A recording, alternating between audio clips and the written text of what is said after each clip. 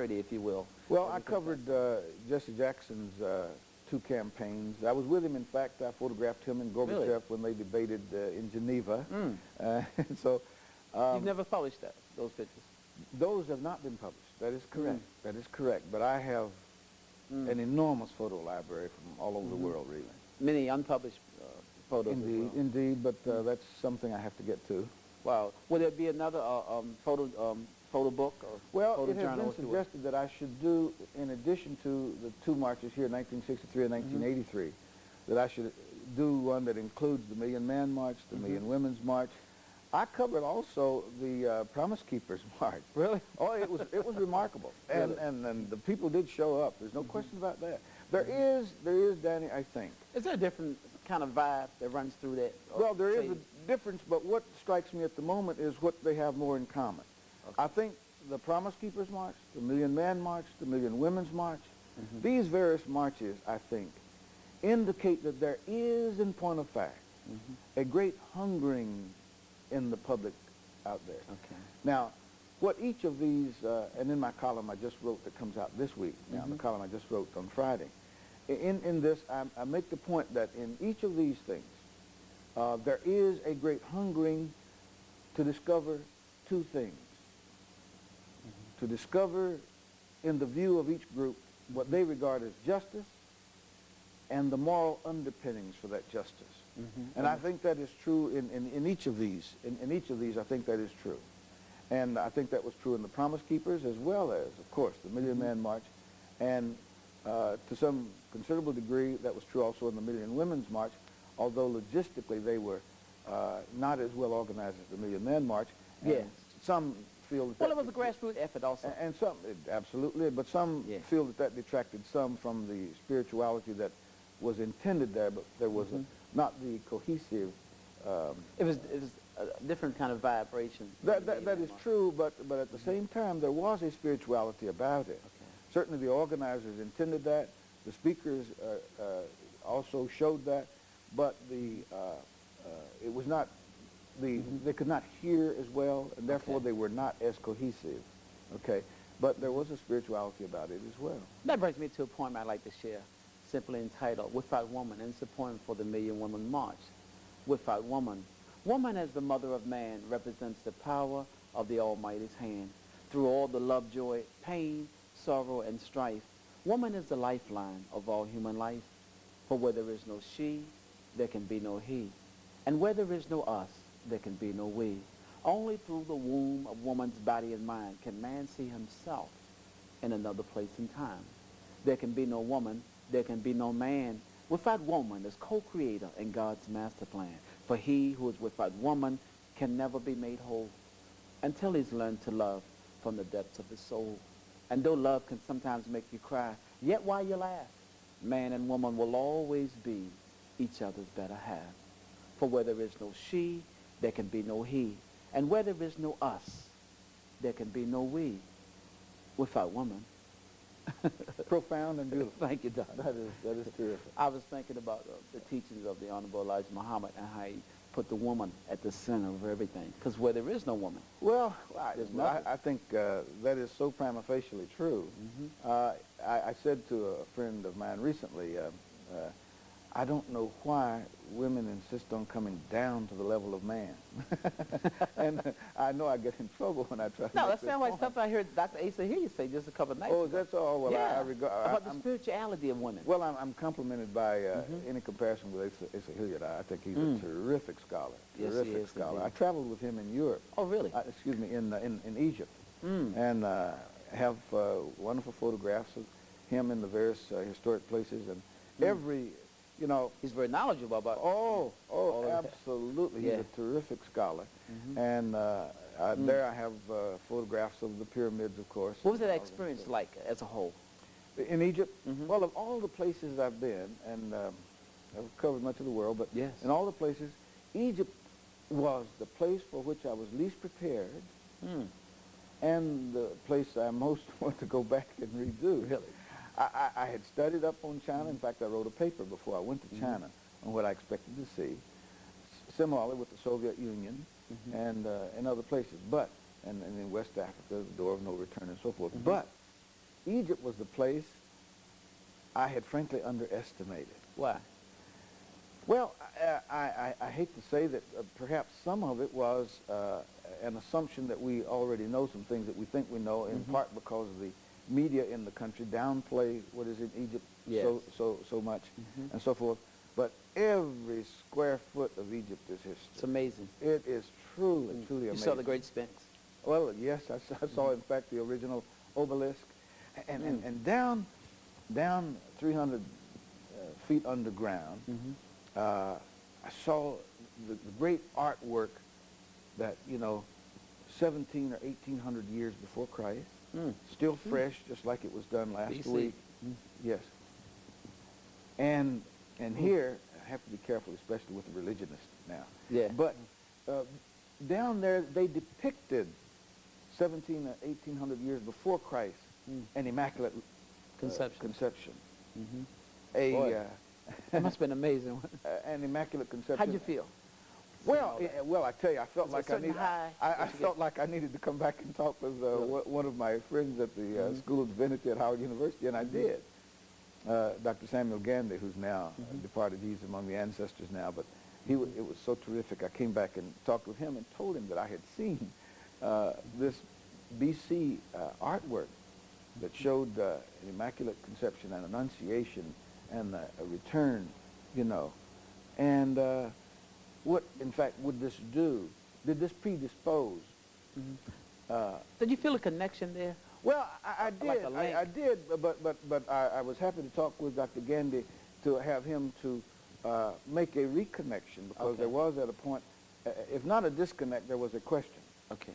If, in fact, 1700 years before Christ, we have the trilogy of the Annunciation and the Conception and the birth and all, did that predispose a certain group of people, in this instance the Jews, Yes. in Palestine at that time, to see this in a certain way at the time of the birth of Christ? Did this predispose them to understanding it a certain way? And I tell you what it did for me spiritually, just to say, and I've probably not said this publicly before, but it further moved me into a sense of deism, if I may put it that way. A bigger sense of the existence of God, and allowed me to be less of a separatist in terms of the different categories into which we divide ourselves into religion. God, You yes. felt a part of a whole, if you will? Of a bigger thing. Yeah, God, bigger. much more, but now it has caused me to be a little less likely to believe that God is so small and so confined that he could be confined to one single time and place and nowhere else. So we have religion, and then we have spirituality. Yes, spirituality, if you will, deism perhaps, but I believe as much, perhaps more so in God, but less so in the divisions we try to give to God. And we do that particularly here. Oh, we do? Yeah. I mean, We do. all over the world, but we do that particularly in our community. I mean. Well, that's part of the Well, training, not too, only in though. our community, but all over the world. National. Look, in Ireland, they've been at war for all this Yeah, time. that's In China at war. All these people who, my high school teacher, I didn't know the term at the time, my mentor, my high school mentor, who's my Didn't think of it like intellectual that. godfather. No, I didn't know that he was my mentor, but he was a wonderful man. J.B. Olinger was my football, basketball coach. He did everything. He taught physics, everything else. But he used to say, hold your truth with great care, What does that mean? lest you strangle it to death. Whatever truth you have, the more important you think the truth is, the more carefully you should hold it. Don't strangle it to death. And what I think we do too often in feeling about our religion, perhaps to some degree sometimes, even about race. Race as well. I think whatever truth we get, we might strangle it to death by holding it too tightly, and we can't let anything else into our hands. But there are other people who say, well, your truths may not be my truths. Well, I believe that each person does have the ability to hear his own drum, as Emerson put it, and Thoreau. And I think that is true, and one ought to hear what one individually hears. Otherwise, we deny individuality, we deny genius, we deny spirituality, and so That's forth. dangerous. But of course it is. But at the same time, we must not be so confining of our truth that we do not allow it to contest with other perceptions of truth. In writing of the choice, was there a certain truth that you wanted to get at, or a certain truth, universal truth about people in general? That you Well, one of the things that we have in our favor, we, as I say, we as black people, as African Americans, we have the favor of history in that our truth is, in fact, on our side. It is a moral truth. Yeah. In other words, so long as we're sticking with the truth, it is morally based. That is not true in every situation, but I think our truth is morally Speaks based. for itself. Yes, and we can tell it without fear of going astray. So we don't have to equivocate and worry that much about it as perhaps some other persons would with yeah, their because truth. what they're saying a lot of times is not based in truth. It's based in falsehood. Well, that's right. So as long as we tell the truth, and again, just like the fellow in Tallahassee said, you know, when I was covering their movement. No, if you tell the truth, and if people are willing to understand the truth and accept it, it might in fact save them from some perdition that they otherwise would experience. What kind of response have students at this, I guess I'm saying now, at this time, 1997, what kind of responses do you get? Well, you know, this is a very interesting thing. I gave a speech here in Maryland to a city that was having Black History Month last year, and the mayor of this city is a graduate of Berkeley. Oh. And he was there to speak at the time I was there to speak, and he introduced me. And he said a striking thing. He said, you know, when I was at Berkeley, we read lots of books about the war in Vietnam and so forth. And normally, you know, a guy will say some things about your book, and you think, well, he's just jiving. Yeah. But this guy began to quote verbatim. He didn't open the book. He didn't have the book in front of him, but he clearly was telling the truth. He said, but I studied The Choice because it was the only book that, out of all those we read, that not only told us about the war in Vietnam, but told us why we were there and why we were wrong, who made the money, and why, you know, it also was connected to the evil we were doing racially in this country. And he went on to quote from the book. And he said, one of the things to answer your question more directly, he said, this book speaks to each generation. And I think this generation... Yeah, that's what I was getting at. Yes, well, this generation finds it new, too, because there are things that are still true that they would not otherwise understand. That's so very important to have young people to look into it and see it as a generational book, a book that they can relate to, not only during the time you wrote it, but things that are very pertinent at this time in their lives.